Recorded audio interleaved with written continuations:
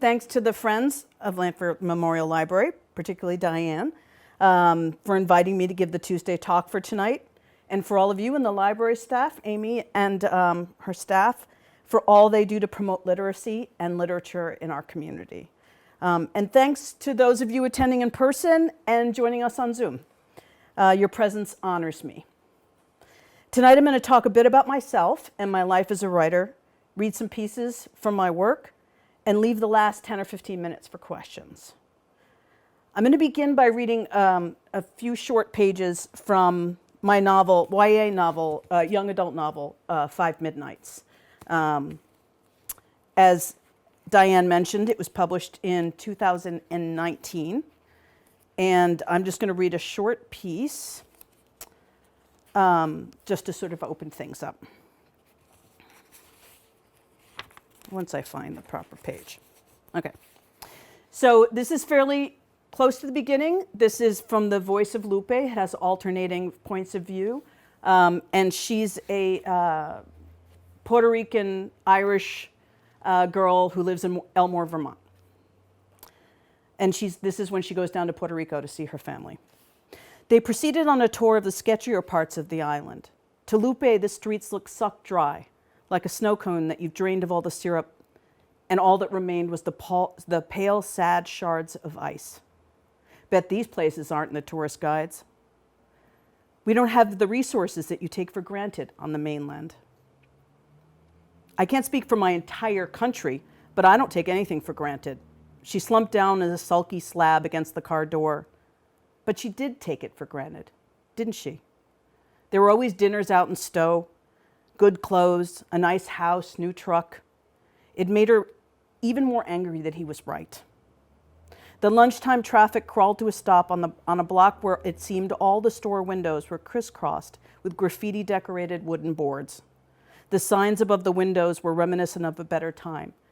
Boricua Grocery, Tropical Nails, and Carmen's Fashions. Lupe wondered where Carmen was now. Wow, the recession has really hit hard here. We're in a depression here, not a recession. We have a saying in Puerto Rico, Cuando los Estados Unidos tienen catarro, Puerto Rico tienen pulmona. Lupe just nodded. She understood most of it, but was damned if she was going to admit there were words she didn't know. She always failed that how Puerto Rican are you test. So he defined it. That means when the U.S. gets a cold, Puerto Rico gets pneumonia. He looked around, his gaze resting on a trash-strewn lot out Lupe's window. Whenever you think it's bad on the mainland, you can guarantee it's worse here. She was furious she didn't know this. Why doesn't my father talk about these things? Doesn't he think that what goes on down here is important to me? It's half of my blood. They drove in silence while Lupe fumed. As she looked out the window, the scenery changed. The scent of salt in the air got stronger, and she felt her anger begin to dissipate. She sat up higher as a bright turquoise bled into the horizon. The ocean! The minute the words left her mouth, she was embarrassed. Of course it was the ocean. It's an island, after all. But she couldn't contain her glee as cinnamon sugar beaches came into view. Javier turned left onto a street that ran parallel to the beach. Small wooden shacks appearing on either side of the road, the smell of fried foods reaching for her through the open windows. This is Piñones. Izzy sometimes comes here to hang out at the kioscos. Javier was ducking his head to look out the windows, the traffic weaving slowly through the strip of rustic restaurants and bar kiosks. Lupe noticed the souvenir stand with brightly colored swim rings hanging from a rope like party garlands, rows of rope hammocks with a Puerto Rican flag printed on them leading to the entrance. A memory of going into a similar place with her parents, her mother was still around in those days, flitted just out of reach, an image of a Spanish doll with a red flouncy skirt and tiny castanets glued to her hands. She remembered wanting it so badly. Was a descendant of that Spanish dancer still there, looking down from the sand-dusted shelf at another sunburnt little girl? Lupe was comforted by how little things changed here, how something from her childhood could look exactly the same. Javier pulled the car over to a seedy open-air bar and turned to face Lupe. I'll be right back. I'm going with you. Lupe grabbed the door handle just as Javier clicked the locks. She shot him a look that would melt stone. I know you didn't just lock me in this car. Lupe, it's better if I go in alone. Why, your girlfriend work there or something? No, but they're much more likely to talk to me alone. She glared at him. Why? I speak Spanish. I can manage, sort of. I'm from here. She couldn't argue with that. She let go of the handle and crossed her arms over her chest like a petulant child. Fine. He had the nerve to smile that smile at her. I'll be right back. Okay, Dad. She hated the way her voice sounded, but she hated the feeling of not belonging more. She was half Puerto Rican, half, if only she looked it.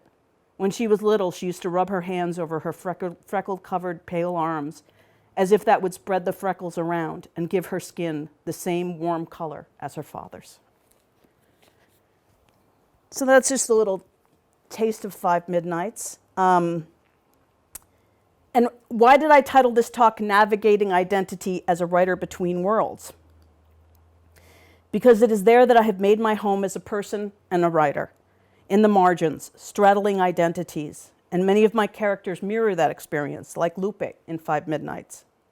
The common human question of, who am I, is particularly challenging when one is of mixed heritages, cultures, or lands.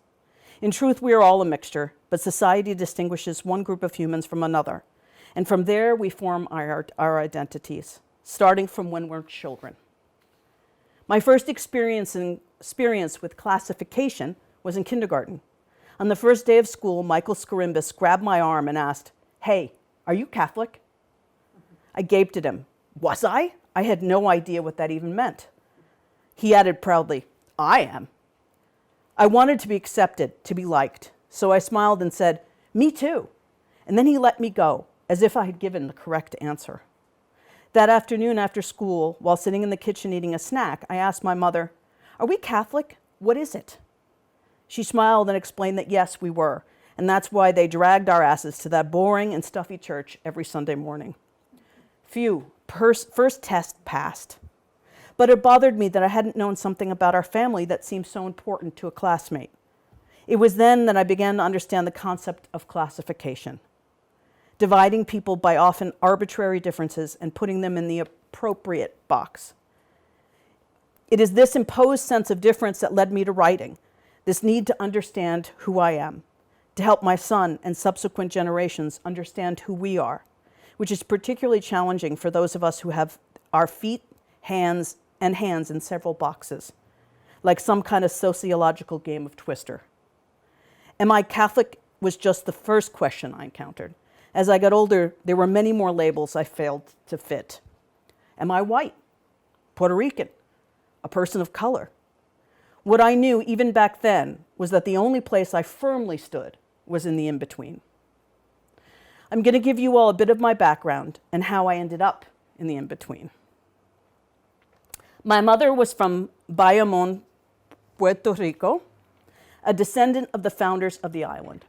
The Dávilas were a family of privilege, light-skinned, with strong Spanish roots from Avila, Spain. Supposedly, the family tree leads back to Saint Teresa of Avila, though I'm not sure I buy that. But there is no denying that my mother came from an impressive line. Her great-uncle, Virgilio Dávila, considered by many to be one of Puerto Rico's greatest poets. He was even mayor of Bayamon. And his son, Jose Antonio Dávila, postmodern poet and medical doctor. Her uncle, Carlos Dávila, Puerto Rican Supreme Court Justice and advisor to the writing of the island's constitution, which, by the way, I found out in Wikipedia 2 years ago. Nobody ever talks about this. They're so averse to bragging or whatever. And I'm on Wikipedia and I was like, oh my God, my uncle helped write the Constitution. And then her father, Jorge Dávila, highest ranking Puerto Rican in the American military at the time, lieutenant commander, and the island's Secretary of the Interior. In the patriarchal beginnings of the 20th century in Puerto Rico, women from good families were married off to men from equally or even better families. Yet the Dávilas believed that the only true worthwhile investment was education, so everyone went to college, including the women. My mother was 4'11", whip smart, and movie star beautiful. She was also a feminist at a time when such beliefs were scorned. She started college at 16 and ended up at Columbia University's architecture program at 17. She excelled there. That's from Glamour magazine. Earned a 4.0 average, Vogue, and was the first Puerto Rican and first woman to win the college's Hamlin Award for Social Architecture. I got to say that this headline kills me. Puerto Rican girl gets Columbia Prize. And it talks about, who her father was and all this because, she didn't matter. But even with all this success, she struggled to fit in. So she used to tell the story of when she was first moved to New York, and she was an avid sewer. All the women in our family were down there. And so she wanted to make fashions that were in vogue, and she didn't have warm clothing because she lived on an island, on a tropical island. So she went to a fabric store and asked for plaid fabric. And the girls, and English is a very complicated language to learn as a second language, and they mocked her. And she went back to campus and decided she would take speech lessons and get rid of her accent, which she did. You couldn't really tell where she was from. While at Columbia, she met my father, Jack Hagman. 6'2", with a personality that filled the room. He was of Swedish, Irish, and English heritage. In other words, a big old gringo. Dad was from a working-class family, the son of an actress and a man who sold encyclopedias door to door, but worked his way up to vice president of Collier's. Jack was pretty much the opposite of what was considered a suitable husband for my mother. Working class, gringo, and a bit of a rake. So this photograph has been around for my entire life, and obviously. And this is on Columbia, and that's my father there. And I found this gentleman here, I found another picture of him. And I asked, when I was in my 20s, and I asked my mother, who is this guy? Why do you have so many pictures of him? And she said, oh, that was my novio, Sixto. And novio now in Spanish means just boyfriend, but then it was betrothed. And I knew this. And so I said, wait a minute, why didn't you marry him? And she said, oh, no, I couldn't use obscenities in the White House, and I knew he was headed for politics. He was a diplomat's son.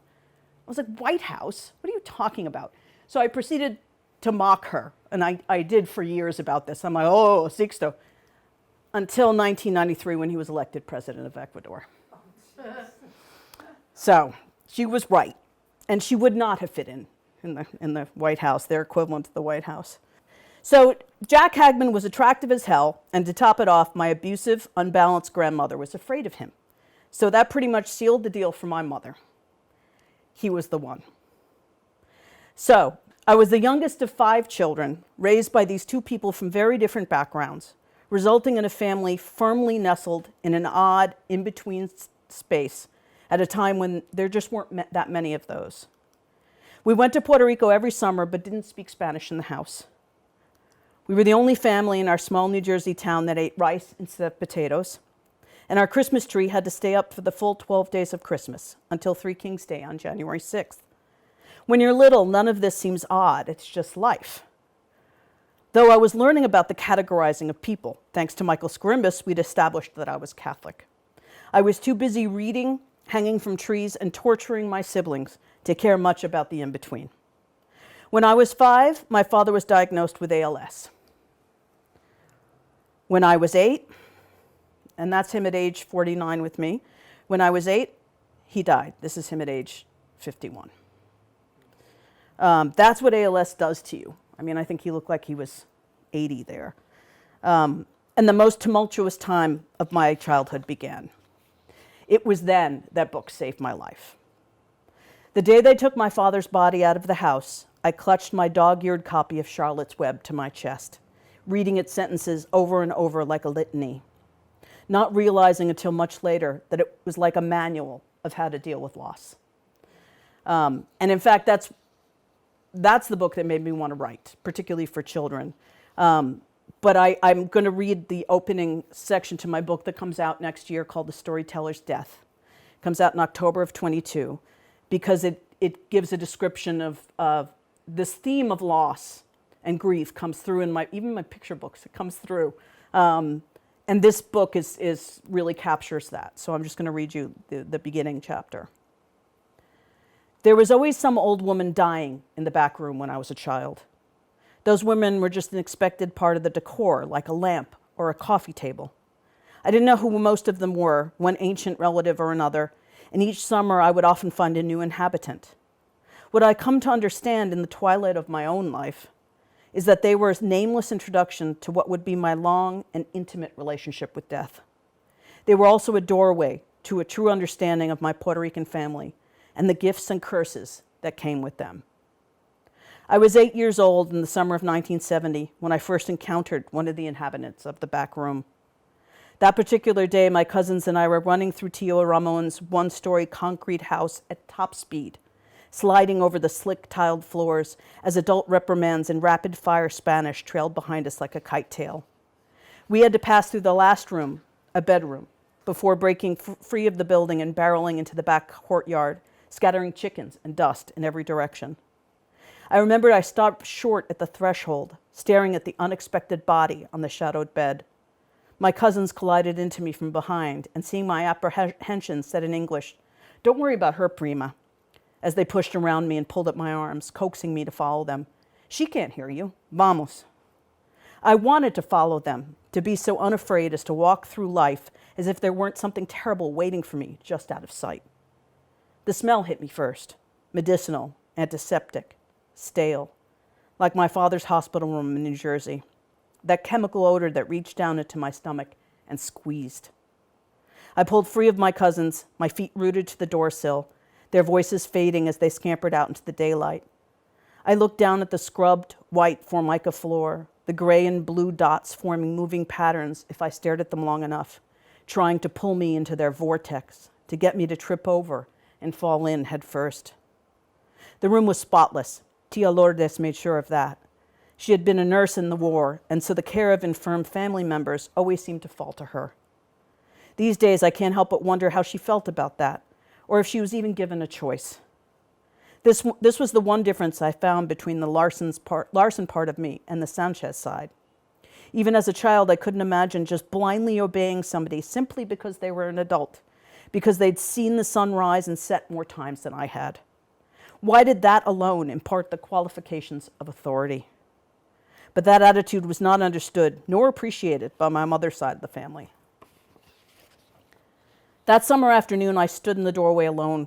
The lights in the room were low. The bright afternoon glare permitted entry only through the wooden louvers that covered the windows, a narrow stream of sunshine spilling through the partially open back door, still swinging from my cousin Carlos's escape. Because of the near darkness, it was at least 10 degrees cooler there than anywhere in the house. A large wooden crucifix was the only decoration on the white walls, the graphic dying figure of Jesus a ghastly contrast to the room's sterility. I imagined the blood from the wounds on his hands and feet snaking down and among the small white peaks of the stucco walls in a race to see which would make it to the floor first. And there she was, an elderly female relative, lying on the bed like an empty insect husk, her papery eyelids closed but quivering. A current of anxiety ran through my limbs, or was it a thrill? The line between repulsion and fascination was blurred in that moment, but one thing was certain: I couldn't stay there forever. I decided to steal quietly but quickly through the room and not look over at the bed. If I didn't look, it would be all right. She couldn't get me. I had made it halfway across, escaped mere feet away, when a crackly voice rose from the waxen figure under the chenille bedspread. "Ay, Virgen Madre de Dios!" The old woman bellowed through her toothless mouth. I jumped, pictured her bony fingers reaching for me as I tore out into the backyard, temporarily blinded by the summer sun, but grateful to be free. I stopped and closed my eyes for a moment, imagining the sun was cleansing me, bleaching away the stain of dying that shivered across my skin. I avoided going through the room for the rest of that summer, not only because I was afraid, but also because I felt a reverence for that shrunken woman, teetering on the precipice leading from this world to the next. But occasionally I would sneak away to peer at her through the slatted window from the safety of the concrete courtyard, sweat pouring down my neck, the sun on the back of my head, reminding me that I was still outside the room and far enough away that she couldn't drag me with her when she went. So after my father passed, my mother's drinking got out of hand. And by the time I was 10, the responsibility of running the household fell to me. It was hard to maintain friendships, so I lost myself in books. Fantasy, horror, and comic books. I inhaled them, read them in the bathroom, in the shadow of the shelves in an aisle in the Leonia Public Library. But in these life-saving tomes, I didn't see anyone in them that was like me. They all seemed firmly planted in one culture, one language, and one identity. And from there, they could embark on the quest, get the boy, or kill the zombies. And the fathers in these books didn't shrink and fade away. After the death of my father, my mother began shipping me down to Puerto Rico to stay with her family so she could drink in peace. It was during this time I strongly bonded with that side of myself, the Dávila side. After the shock wore off that first year, when she blithely dumped me at my great-aunt Anna's house for the entire summer, I stopped minding. Though it certainly sounds like I'm still bitter. Yeah, I think I am. At a time when adults disappeared or were not reliable, they took care of me, made me feel welcomed and loved. But even at my early age, I was aware of how different I was down there. I wore garanimals that didn't match, skinned my knees daily, and read horror comics. I can still hear my great-aunt Anna.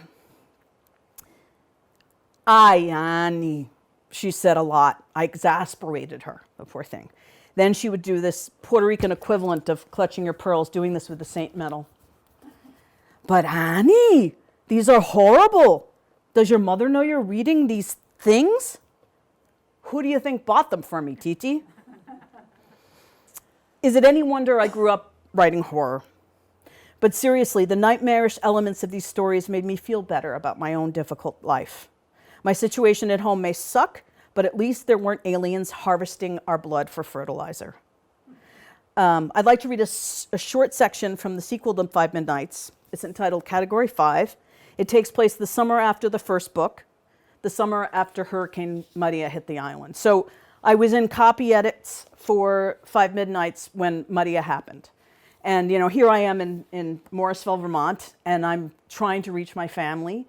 And I finally reached my cousin Tere, and everyone was alive, but it was, the situation went on for weeks and weeks. And so I felt like I had to address it in the next book, because for every Puerto Rican, life is pre-Maria and post-Maria. So I wanted to set these same teens in a setting after that. But because we're talking about me writing horror, I thought I'd read a section. And this is the same characters, Lupe and Javier, that you met earlier. The blue glow was coming from deep within the trees, and Lupe couldn't take her eyes off it. Do you think it's them? What everyone has been seeing? She whispered. I don't know. What else could it be? But the light was dimming, getting more distant. Javier let out a breath next to her. Thank God they're moving away from us. But she started walking toward the light, finally a way she could help. Lupe, what are you doing? I want to see them. Let's get closer. Come on. Javier stood firm. You're serious? Of course. She could see he wasn't buying it, and for one moment, she wondered if he was right. He was the stable one, after all. Look, Javier, where would the El Cuco investigation have been without us, huh? Don't you want to see what this is about? He shrugged a bit, and she knew she had appealed to his curiosity. Yeah, but what if they are the ones taking people's hearts? I'm quite attached to mine, he said, hand to his chest. They won't even know we're there. I just want to get a look to see what we're dealing with. Come on, detective. He smiled back, and she knew she had him. She held out her hand for him to take. This was her kind of date. He clasped her hand, and they made their way to the tree line slowly and silently. She could see the haze of the blue glow in the distance like a beacon. Step by step, they picked their ways into the trees, careful not to trip on any roots or branches. The dried leaves beneath their feet made small, crisp sounds, but the wind and the crashing waves provided cover. When they were several yards away, the sun finally set, and dark covered all but whatever or whoever was glowing. So they stopped behind a palm trunk and watched. Javier whispered into her ear, and a tingling sensation spread throughout her body. Damn, was she turned on by danger? They're definitely people, or the shapes of them. At first it seemed to be one mass, a band of light, but then it broke into dozens of individual figures, glowing slightly blue like the Bio Bay waters, as Lupe saw what Javier saw. It was a swarm of people, ghostly and glowing, moving among the trees. Lupe and Javier couldn't see their faces since they were walking away, but the women wore longish skirts that brushed the ground in tatters. The men were dressed in suits, or the remnants of them, some with the remains of hats on their heads. Their hair was not unlike the old man they'd almost run over, long and wispy. There was even a little girl in a once frilly dress, with rotten bows in her hair, holding the skeletal hand of the woman next to her, an eyeless doll dangling from her other hand. They don't look like zombies. I'm thinking ghosts. Don't you agree? She turned around to look at Javier, the blue of the supernatural being sparkling in his eyes. He nodded. Definitely phantasmas. The glow was moving away en masse into the trees in the distance. Are we going to follow them? Javier asked. Lupe looked around. They had no flashlights, no water, and Lord knew if the swarm was dangerous or not. Nah, I'm curious, not stupid. Let's go back and tell my uncle. They had just started to turn around when Carlos's hit song blared from Javier's pocket, the thrumming beat echoing off the trees. He yanked the phone from his pocket and silenced it. He looked at Lupe and whispered, "Now I get service?" It was the rustling sound that reached them first. Their heads shot back in the direction of the glow to see the entire group stop and slowly turn back to face them. For 1 second, Javier and Lupe and the ghostly swarm just stared at one another. Then they started coming.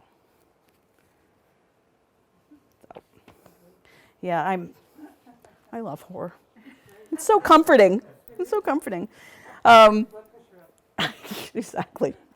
So, meanwhile, my Puerto Rican cousins were well-mannered, polite, and neatly dressed. The sound of coqui frogs singing with the sight of palm fronds rustling in the wind were so familiar. The people, and especially my family, felt so comfortable and safe, but it wasn't home. But New Jersey and New York weren't either. My mom sobered up when I was 12, and then we moved back to New York City. I no longer had to run the household, and I was able to have fun again. Did I fit in then? Hell no. I was a punk in a Catholic school. I was friendly with the Latin girls and the Irish girls, but didn't hang with either. I felt most at home dancing at a club at 3 a.m. with a found family of misfits. Looking back, I think that was the time that I embraced my outsider status, stretched my arms, and grew comfortable in the margins. I wore my in-between identity like a crown, saying, "Go ahead, knock it off. I dare you." But that wasn't an answer either. Besides, it's exhausting having your fists up all the time. I still inhaled books, but now I didn't hear stories of teens like me who struggled with the same things I did. It is for that teen version of myself that I write young adult fiction. I want to write characters that might reach a teen with a similar story, one that no one seems to understand. When I wrote my first YA novel, 5 Midnights, I set out to explore much of the issues I dealt with in my own teens through the character of Lupe Dávila, who you met earlier. Not only does she share my name, my nickname when I lived in New York was Lupe, I gave her a bit of my backstory. A half Puerto Rican girl living in Vermont, raised by a drunken parent, struggling to handle all the usual issues associated with transition to adulthood, but also the feeling of not belonging. When we first meet her, she's just landed in the airport in San Juan for the first time traveling on her own. She swallowed down a momentary feeling of panic as strangers rushed by her on either side. It wasn't like she was in a totally new place. She took a deep breath and felt the press of familiar ground against her feet. It was an interesting feeling of familiarity and not belonging, but she was used to that. Lupe is part of who I was as a teen and part of who I wanted to be. The outsider of my teen years with the hold my earrings quality adulthood brought. But more importantly, she's the character I wanted to see in books when I was a teen. Now there are more books available for children and young adults that tell stories of main characters who are residents of the in-between. Are there enough? No, but it's a start, and I'm not stopping anytime soon. So, in fact, I just found out this week that I got a Vermont Arts Council grant to write a middle grade novel about a Latinx girl who lives in Morrisville, Vermont, who's middle grade age. So that's going to be, it's a ghost story. It's going to be fun. Okay, but my next book, The Storyteller's Death, is for adults. Though probably best described as a coming-of-age novel, it is Puerto Rican magical realism. Magical realism is generally defined as written by the colonized. And since Puerto Rico is the longest-lasting colony in the world, I've worked on this novel for 17 years, and I probably still have another version to do for my editor. But for me, this is the book of my soul, and the closest thing I'll come to writing a memoir with magical elements mixed in. So I'm going to end with another short reading from The Storyteller's Death, featuring Isla, who you met at the beginning of the talk. Isla is now 18 years old, and that summer she developed the gift of the cuentista, or storyteller. When a cuentista and her family dies, she sees their stories as visions. And the only way she can get rid of them is to write them down. Every vision in this novel is based on actual family stories I've heard over the years. This one was when my mother told me about the last Category 5 hurricane to hit the island before Maria in 1928. This scene happens after the latest inhabitant of the back room, Rosa, dies. Isla is starting to realize that the underlying racism within her family, and you'll hear about the underlying racism within her family, and you'll hear reference to her anger at her great aunt for that reason.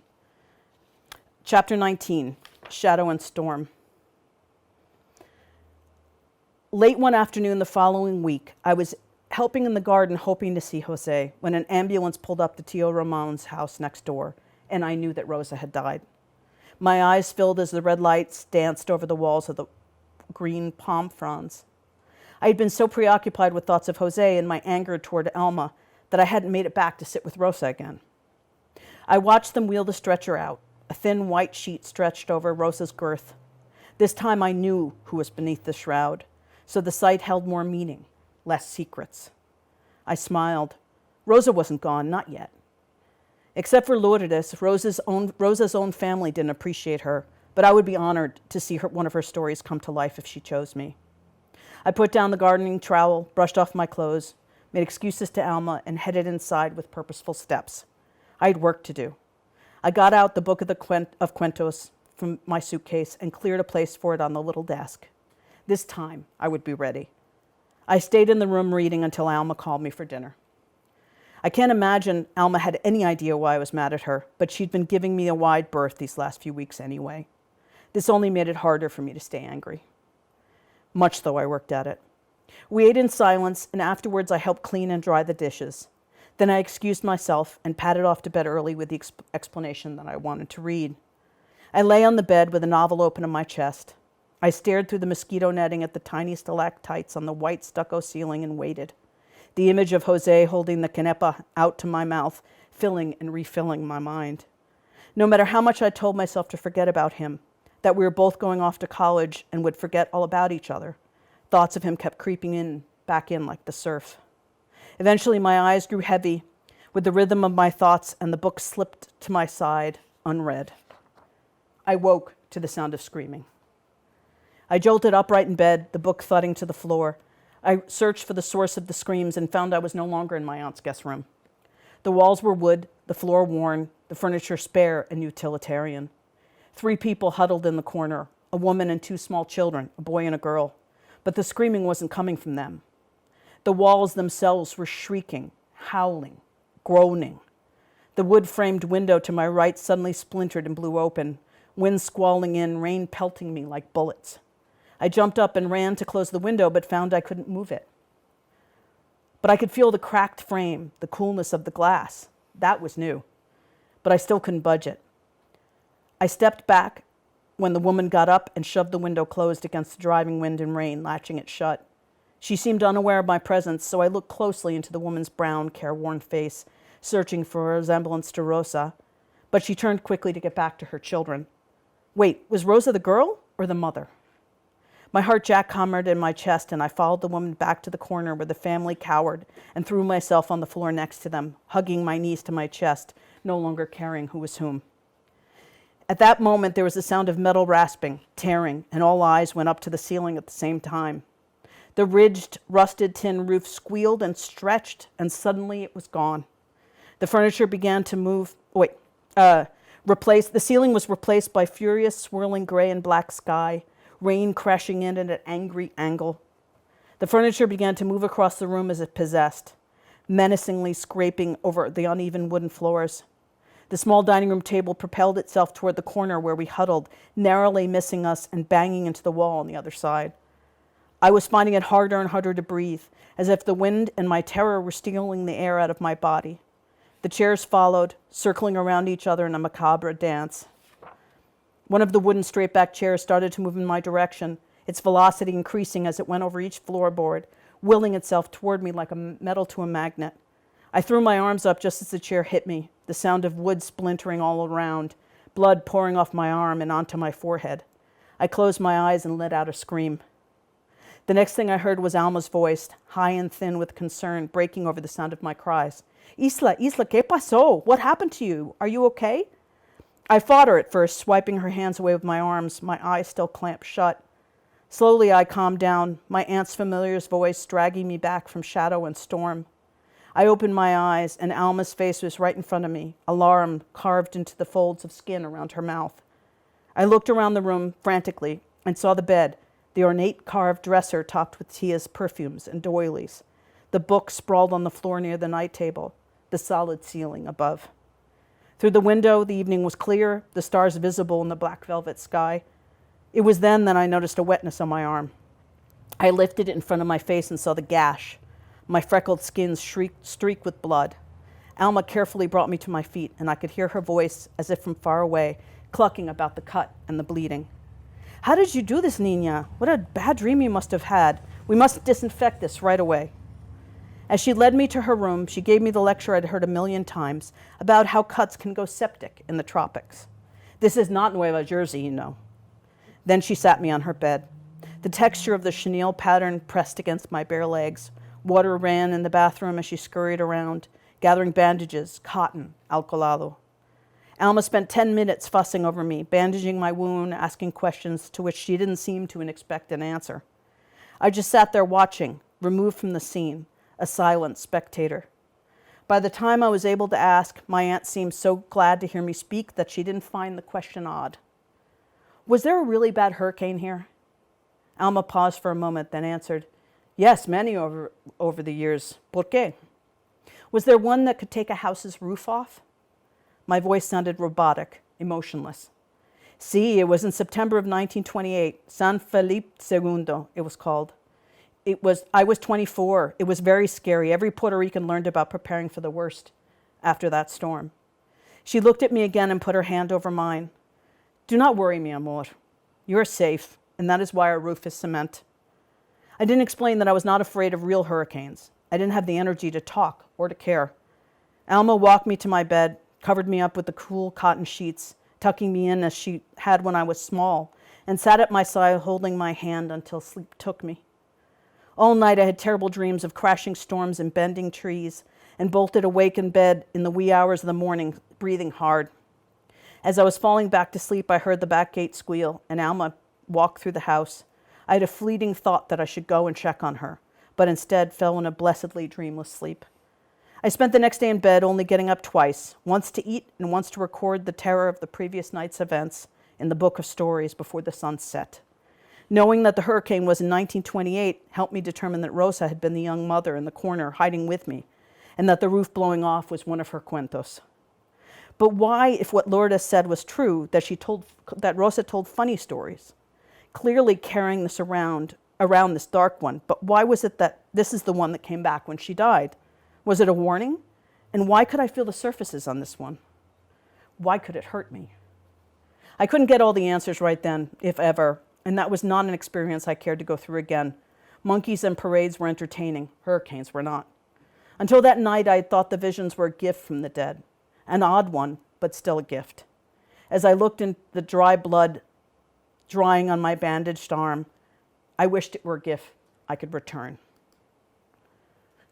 Thank you. Yay! So that I sort of mixed that up and put in readings in between because I figured it would be, I'd like for you to hear different pieces of my work. So does anybody have any questions? I don't know if it's a question as much as a comment that might lead to questions, but I actively avoid reading it. But now, having listened to you read from your books, might be brave enough to try, for one. But I think that you just weaved a lot of humor in there. And I loved that. I found myself laughing. I also found myself tense. And as soon as you finished reading, I kind of relaxed a little bit. So I was really engaged when you were reading as well. Oh, I'm so glad. Yeah. It's interesting. People say to me, I'm too scared to read horror. And I said, I'm scared too. That's why I write it. I mean, and it is true what I said is it makes me feel better. During the pandemic, I read really serious horror because it made me feel better about the fact that we're going through a global pandemic. And so it's an escape in a sense. But I'm afraid too. I'm very afraid. That's why I anxiety disorder. But those two novels, oh, you so kindly put them up there and they're hidden. No, 5 Midnights and Category 5 are both YA, so the horror is a little manageable. Yeah, it does. It starts with a monster, and there are things in it, but it's not as graphic as adult horror. So, and the other thing that I just wanted to say is that I appreciate you so much finding that genre, finding the stories that aren't being told and telling them, right? Mm-hmm. And sadly, that it comes from your own experience of not having something that you could relate to, but grateful that other kids will have something that they can relate to. Thank you. I mean, that is my hope. There are a lot of tremendous writers writing, particularly for teens, Latinx writers. The boom has been, it's only in the last 5 or 6 years that it really has taken off. And there's some extraordinary writers out there. And I'm excited to be doing adult literary fiction because, I don't know whether you guys have heard about Mexican Gothic. It's spectacular.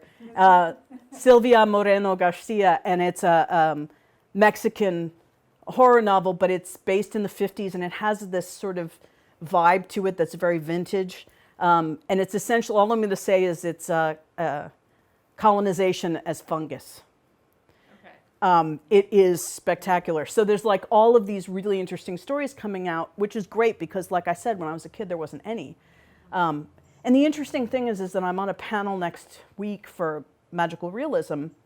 And I was raised on magical realism, Gabriel Garcia Marquez and Isabel Allende, and my mother loved those books. And so, but what's interesting is that the definition is up in the air because Garcia Marquez did not consider himself a magical realist, so it's like, it's an external term, but it's supposed to be written by the colonized, the people who were, and he considered himself Caribbean because he was at the part of Colombia that was the Caribbean area. So, it was people who had been didn't have control over their lives. And the idea in Latin countries that magic is just part of every day. When I'm down there and I talk about ghosts, nobody bats an eye. Of course there's ghosts. You say that here and people get uncomfortable and think, you're off your meds. So, it is really a very different sort of culture that way. But the interesting thing about magical realism is that I'm colonized on both sides. Even my Puerto Rican family, you saw, they were, from Spain. And the big thing they used to say is, oh, you're only 6 generations from Spain. It's like, is that something to be proud of? They killed those Tainos. They killed the indigenous people. And so I'm sort of struggling with that. So I wonder, and that's why the term magical realism for this book, although that's what it is, it's my homage to those books. But it isn't horror, but you can see it has elements, it has supernatural elements. And those. Your adult book sounds like something I would actually read. Like, that's a genre that I would read and connect with. Yeah. Really. Yeah, I don't want to monopolize the questions either, but I do have a question. A Zoom one? There's 10 people on Zoom, and so I just wanted to read the comment. I had to take my headphones off because excellent. It's a slight delay. From Helen McIver, her comment was, thank you. It was fascinating to hear your story and voice. I'll be looking forward to read your books. Oh, wonderful. Some of the sites have more than one person listening in, so I've been... Excellent, thank you. And thank you, Helen. I don't know where her camera would be. There it is. Yeah, as I said, I come from a family who doesn't talk about these things. That thing about my uncle being helping write the Constitution, when you find it out on Wikipedia, not from your own family, it's weird. And I talk more about my cousin Tere, is a very, very well-known writer on the island right now. She writes, I would say speculative fiction. She writes primarily short, weird fiction, and she's brilliant. She's a much better writer than I am. But she writes in Spanish, and it's not often translated. And so I talk about her work all the time, and I'm like, yeah, I tell people I'm Tere Dávila's cousin. She goes, honey, I'm your cousin, and that's what, and I was like, no, and on the island, she has a lot of respect, and as do my ancestors. I have a question, Anne. Sure. I know you escaped in books when you were having difficult times as a youth, and then you are now. Where was that integral jump for you from reading to actual writing? I know you had a lot of people in your family, checkered over the generations that wrote. Who was your mentor, and how did you go from point A to point B? It was very recent. I read all my life. I studied literature, specifically Hispanic literature at Columbia. And then when I worked at Vermont College of Fine Arts, I started being exposed to these writers. And what it started with was for my son, when my son was born, and he's 24, so it's not, in the trajectory of my life, it's pretty recent. I wanted him to know the stories. I wanted him to know my family stories. That's why this book is so important, because the family stories are incorporated in this, even though they're fictionalized. And so, he didn't get to meet my mother. This is not a particularly glowing view of my mother, and it is fictionalized, but I still wanted him to sort of know the sort of atmosphere and the kind of things and the way I grew up. And so that's why I started writing. And I thought it was just for me and him. And then I took to it. And at the college, I got exposed to these incredible writers. I mean, Amy and I were talking about like how you meet these people. And here in Vermont, there was one time when I was driving Catherine Patterson somewhere, and we're so lucky to have her in Vermont. And then Cheryl Strayed was there talking about her novel. And I'm driving them around. I'm like, how did I get here? How did I get here? I came from New York City, and here I am with all these famous writers in Vermont.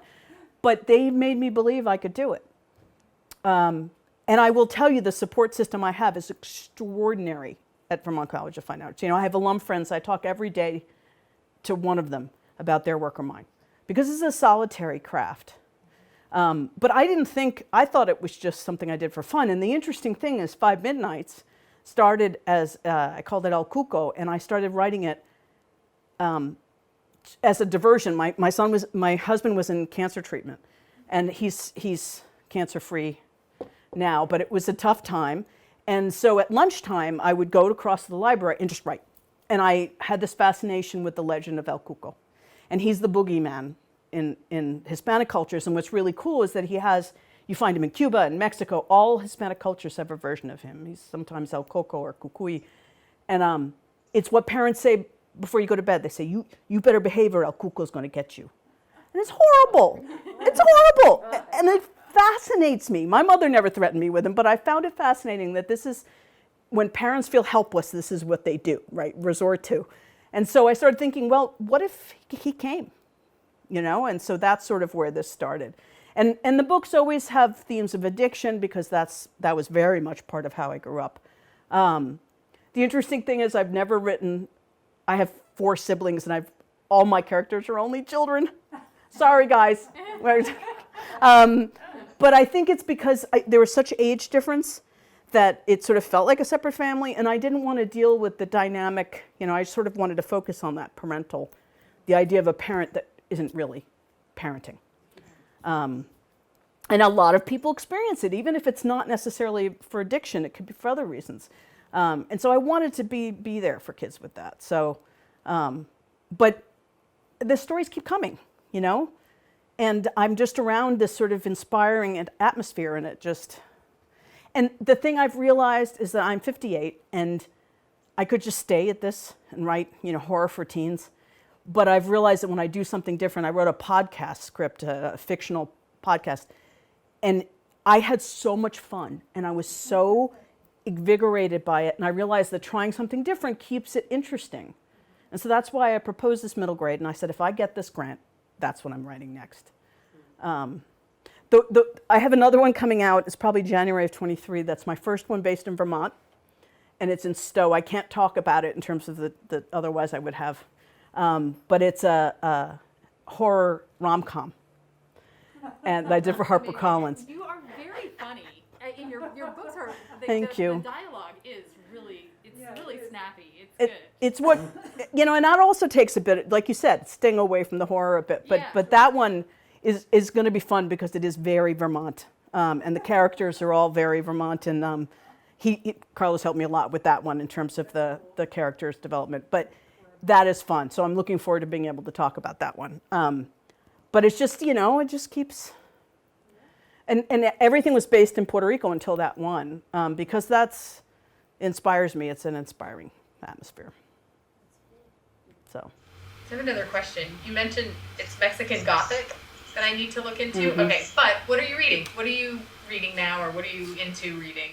I just finished The Taste of Sugar, which is gorgeous, and it's a literary historical novel based in Puerto Rico, and it's very interesting because it takes place at a time I have not read about, when the U.S. invaded. And so they're dealing with Spain and being beholden to Spain, and they're being taxed and they're being sucked dry, and it's horrible. And then America invades. And so then they have another colonizer. I mean, they go from one colonizer to another. And I never sort of read about that. The taxes were increased and people were starving. And the book is about this sort of group that the government said, we need people to pick sugar cane in Hawaii. So we'll give you a home, and we'll have schools for your kids, and it'll be great life. And they convinced them to go, and it was basically they were chattel on a ship, and it was slave quarters, and they barely paid them. And a lot of the book is sort of them dealing with this. But it was really interesting because you don't read about the people in the mountains, the jibaros is what they're called, and what it was like to run a coffee farm in the late 1800s. And then sort of the transition when the U.S. invaded. It's just beautifully written. So that, and then I'm reading some horror that you don't want to hear about. Okay. And then I'm switching to middle grade horror. So because of the book I'm writing, I like to read in the area. I'm not afraid of horror. Who's your favorite horror? Oh, Paul Tremblay. Paul Tremblay? Yeah, he's a Massachusetts author. He's a friend. He's extraordinarily supportive of other writers. But I was at BookCon with him in 19 when we still had these things. And we're standing out. He was just really nice to me. He introduced me to Joe Hill, who was Stephen King's son, who was just also very lovely. And we're talking. I said, what are you working on? He said, well, I'm working on a book about a pandemic. And this is June of 19. And he said, yeah. And he starts telling me about it. I said, that's really frightening. And then he starts telling me how it is variation on rabies and all this stuff. And I was like, whoa. It came out in April of 20. And it was like he was prophetic.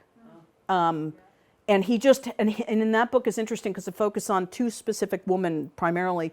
He writes women really well. And it sort of brings the pandemic down to these two people and what they're experiencing as opposed to the big picture, Yep.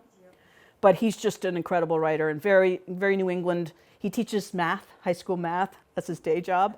But he goes to Comic-Con and gets, all these lines. So he's just a really down-to-earth guy. So I'll read anything.